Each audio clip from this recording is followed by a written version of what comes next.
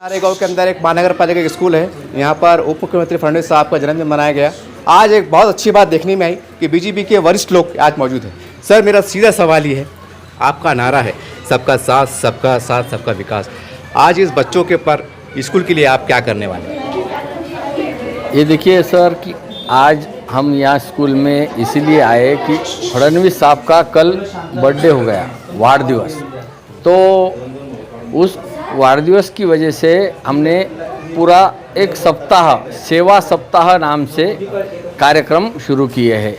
ना कोई बैनर लगाया है, ना कोई पोस्टर लगाया है, ना कोई पेपर को बड़ी एडवर्टाइज है, ना टीवी पे एडवर्टाइज है। तो ये जो ज़रूरतमंद लोग हैं आज के इस दौर में, उनके तरफ अपना ध्यान जाता नहीं है। तो हमारे को पार्टी से बताया गया है कि आप सेवा सप्ताह के अंदर ज़रूरतमंदों की मदद करो। जैसे कि अभी यहाँ पे हमने नारेगांव के मनपा स्कूल के बच्चों को बिस्किट दे दिए। आगे जाके HIV ग्रस्त हॉस्पिटल है, जो हॉस्टल है, वहाँ के बच्चों को खाने का कार्यक्रम है। उसके बाद में वनवासी कल्याण आश्रम, जो वनवासी बांधव है अपने जहाँ से अपने आने वाले आगे के राष्ट्रपति आए हैं मुर्मू जी, तो वो बच्चों को खाना देने का, उनको नोटबुक देने का वो कार्यक्रम है। तो ऐसे सेवा कार्य के कार्यक्रम हैं। हमारे महानगर पालिका में अभी तक कभी भी पूरी बहुमत की सरकार नहीं थी। अगर हम सत्ता में आते हैं तो हमारा पहला काम यही रहने वाला है कि स्कूल अच्छे करो, रोड अच्छे करो, शिक्षा अच्छी हो तो अपने बच्चे पढ़कर कुछ बन सकते हैं। और यही काम हमारे पास जब सत्ता आएंगी तो हम ज़रूर करेंगे। हमारा ध्यान उस तरफ है। भाजपा में ज़्यादातर पढ़े लिखे लोगों की संख्या ज़्यादा है और काम करने में सक्षम लोग हैं और इन पर नॉलेज भी अच्छा है। तो यही लोगों के हाथ में अगर ये शहर आता है तो मैं बिल्कुल गारंटी के साथ बोल सकता हूँ कि हम ये स्कूल तो क्या, इस शहर को ही अच्छी तरह से सुधार लाएंगे। सर, इस वार्ड के अंदर मेरा सर्वे रहा था, आपके पदाधिकारी रिश्तेदार जानते हैं।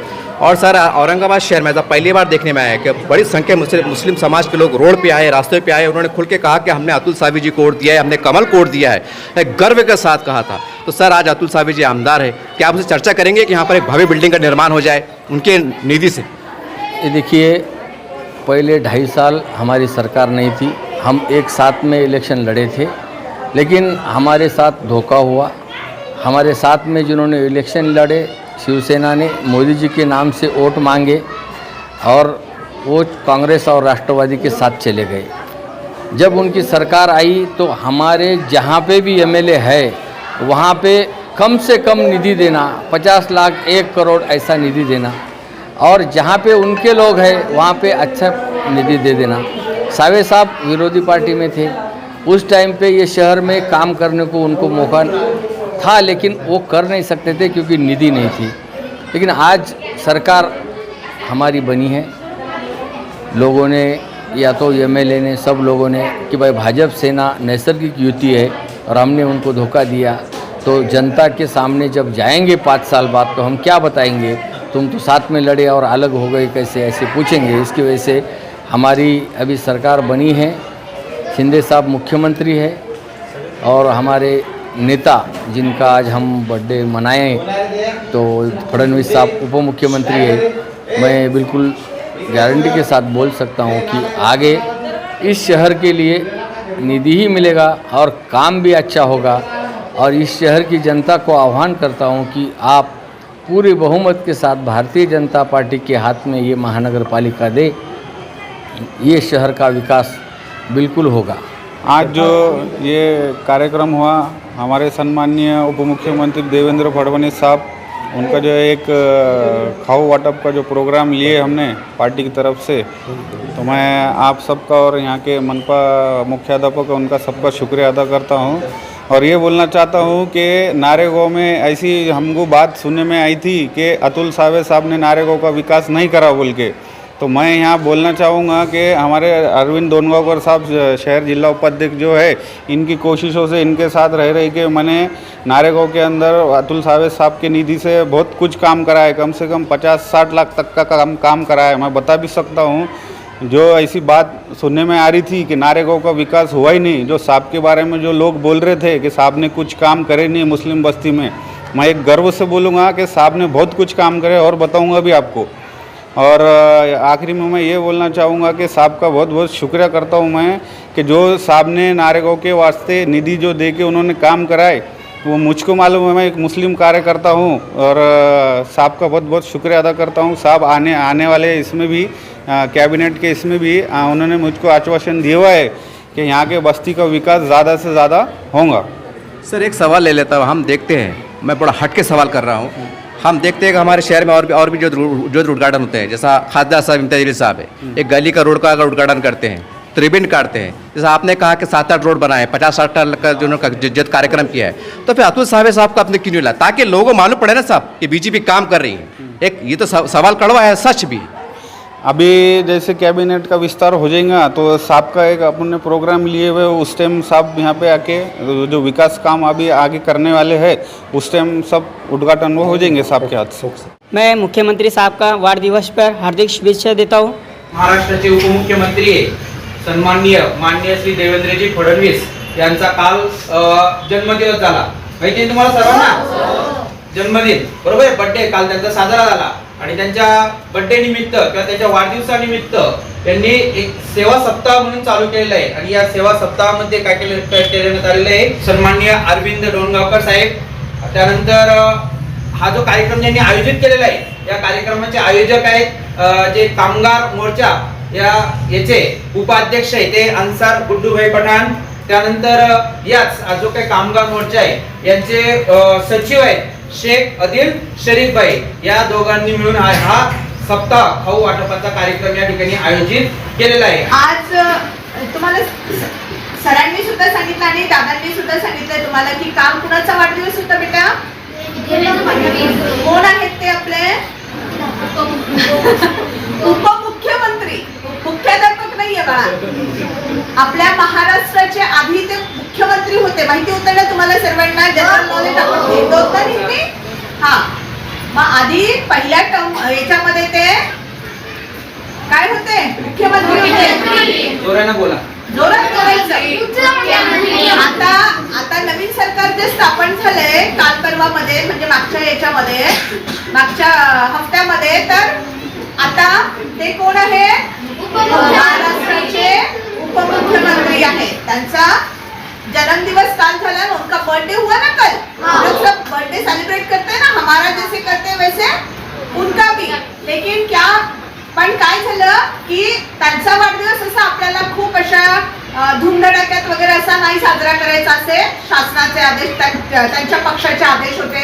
तर त्यांनी काय केलं, तुमच्यासारख्या गरजू मुलांना कुणाला तरी वह्या द्यायच्या, कुणाला तरी खाऊ वाटप करायचा, जे खूप गरजवंत आहे त्यांना काही औषधी द्यायची, कुणाला ज्यांना जेवायचं हे आहे, त्यांच्या आश्रमशाळेमध्ये किंवा त्यांच्या संस्थेमध्ये त्यांना जेवण पुरवायचं असे वेगळे वेगळे उपक्रम घेऊन त्यांचा हा वाढदिवसाचा जो सप्ताह आहे तो सप्ताह साजरा करायचा असं जेव्हा त्यांना त्यांच्या पक्षाने आदेशित केलं, तेव्हा हे सर्व मान्यवर आपल्याकडे आपल्या शाळेमध्ये, बघा किती अभिमानाची गोष्ट आहे ना की आपल्या शाळेमध्ये हे सर्व आले आणि तुमच्यासोबत साहेबांचा, उपमुख्यमंत्री साहेबांचा वाढदिवस ते तुमच्यासोबत सेलिब्रेट करत आहे, तुम्हाला खाऊ वाटप करून, हो की नाही? किती छान छान गोष्ट आहे ना, तुम्हाला खाऊ देतात येते। मग आपण काय करायला पाहिजे? आपण काय करायला पाहिजे? शांतता ठेवायची का? नुसतं खाऊ घ्यायचं, शांतता ठेवायची ही गोष्ट चांगली आहे, पण आपण सुद्धा छान अभ्यास करायला पाहिजे। हे बाहेरचे लोक, बाहेरचे म्हणजे बाहेरचे नव्हे, हे आपल्या गावातलेच आहेत ना, तुमच्यापैकी कुणाचे तरी पालक असतील आहेत, कुणाचे तरी दादाजी असतील आहेत, चाचू असतील आहेत, खालू असतील आहेत, भैया असे काहीतरी असतील आहेत की नाही? मग ह्यांची मुलं पण आपल्या शाळेमध्ये शिकतात आहेत। मग आपण काय करायला पाहिजे? छान अभ्यास करायला पाहिजे। आणि देवेंद्रजी कसे, देवेंद्र फडणवीस साहेब कसे उपमुख्यमंत्री बनले, तसं तुमच्यापैकी कुणी सुद्धा असं ह्या भैयांसारखं, गुड्डू भैयांसारखं किंवा ह्या तुमच्यासाठी मी म्हणते हे चाचू, खालू, भैया वगैरे ह्यांच्यासारखं आपल्याला बनायचंय की नाही? आणि छान अभ्यास केला तरच आपण चांगल्या मार्गाला जाऊ शकतो। हो की नाही? आपलं पहिलं कर्तव्य काय आहे? चांगला अभ्यास करणे. नुसतंच अभ्यास करणे काय? चांगला अभ्यास करणे. आणि आपण प्रत्येकाने, मी तुम्हाला नेहमी सांगते ना की आपण आपल्या नजरेसमोर एक ध्येय ठेवायला पाहिजे. कसलं ध्येय? की आपण भविष्यामध्ये काय बनायचंय आपल्याला, हो की नाही? मग काय ध्येय आहे प्रत्येकाचं? आपण छान शिकवून कुणीतरी डॉक्टर होणार, कुणीतरी इंजिनियर होणार, कुणीतरी IAS IPS ऑफिसर होणार, कुणीतरी पोलीस डिपार्टमेंट मध्ये जाणार, कुणी शिक्षक होणार आमच्यासारखे, आणि कुणी ह्या सर्व मंडळींसारखे छान मोठे राजकारणी होणार. असं ध्येय असायला पाहिजे की नाही? आपल्याला ध्येय पूर्तीसाठी आधी अभ्यास तर करावाच लागणार आहे, शिस्त तर पाळावीच लागणार आहे.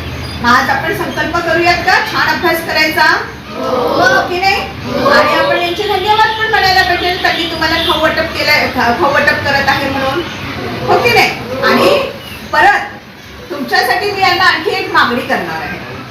आमच्या शाळेकडे तुम्ही विशेष लक्ष द्या. तुम्ही सर्व गावकरी मंडळी आहात. नारेगांव के आप लोग सब हैं. हमारी स्कूल की तरफ विशेष रूप से ध्यान दीजिए. हमारे बच्चों की बहुत सारी चीज़ों की हमारे बच्चों को ज़रूरत है. हमारे बच्चों हमारे बच्चे में आप सबके बच्चे हैं, तो हमारे बच्चों को बुक्स वगैरह दीजिएगा. नोटबुक्स की ज़रूरत है हमारे बच्चों को, जो बिल्कुल उनके पेरेंट्स नहीं ये कर पाते हैं. वो ज़रूरतमंद बच्चे हैं, उनको अगर बस्ते वगैरह भी दिए. हम भी हेल्प करेंगे टीचर्स लोग, आप थोड़ा सा ये कीजिएगा. फिर हमको टीचर्स की ज़रूरत है, आम्हाला शिक्षकांची पण गरज आहे. तुम्ही आम्हाला सहकार्य करा मागणीसाठी आमच्या. आप लोग थोड़ा सा अगर बोले तो वो भी हो सकता है.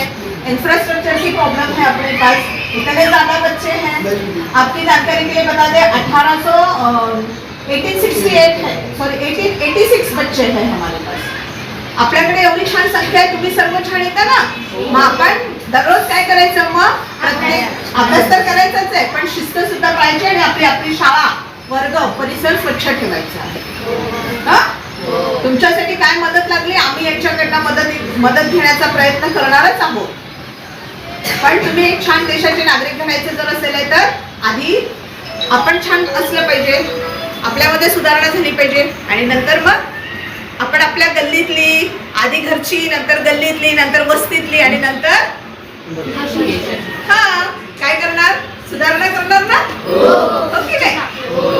आमच्या पोरांच्या डोक्यावरून जात असतं जास्त भाषण केले. इस तरह से आपने बीजेपी के जिम्मेदारों को सुना. यहाँ पर स्कूल में आए थे, बच्चे को जो था बिस्किट बांटने का प्रोग्राम रखा गया. और यहाँ पर मैडम ने भी बहुत अच्छी बात की है कि हम तमाम शहर के संगठनों से भी अनुरोध करना चाहते हैं, नेताओं से करना चाहते हैं कि आप अपनी राजनीति को थोड़ा बाजू रखिए और ऐसे गरीब बस्तियों में जहाँ जहाँ स्कूल होते हैं, कॉलेज होते हैं, वहाँ पर आइए. आप पुस्तक बांटिए, किताबें बांटिए, बैग बांटिए, क्योंकि ये हमारा देश का भविष्य है, ये हमारे महाराष्ट्र का भविष्य है. तो उम्मीद करते हैं कि आप यहाँ पर आएंगे. जिस प्रकार साहब ने बताया कि सबका साथ सबका विकास, उम्मीद की जा सकती है आने वाले समय में जैसा महाराष्ट्र में शिंदे सरकार, भाजपा सरकार वर्चस्व में है, तो उम्मीद करते हैं कि यहाँ के शहर का नक्शा बदलेगा और नारेगांव का जो सपना है यहाँ पर भव्य निर्माण, स्कूल का निर्माण हो, कॉलेज बने, जरूर पूरा होगा. आपल्या जे मान्यवर आहे भाजपाचे शहर उपाध्यक्ष श्री अरविंद डोणगावकर साहेब, आपल्या शाळेच्या काय आपल्या ज्या कुटुंब प्रमुख आहे सन्माननीय आपल्या प्रियासिंह ताजवे मॅडम, त्याचप्रमाणे कामगार मोर्चाचे गुड्डूबाई पठाण, त्यानंतर सलीमबाई, या सर्वांना अशी मी विनंती करतो की त्यांनी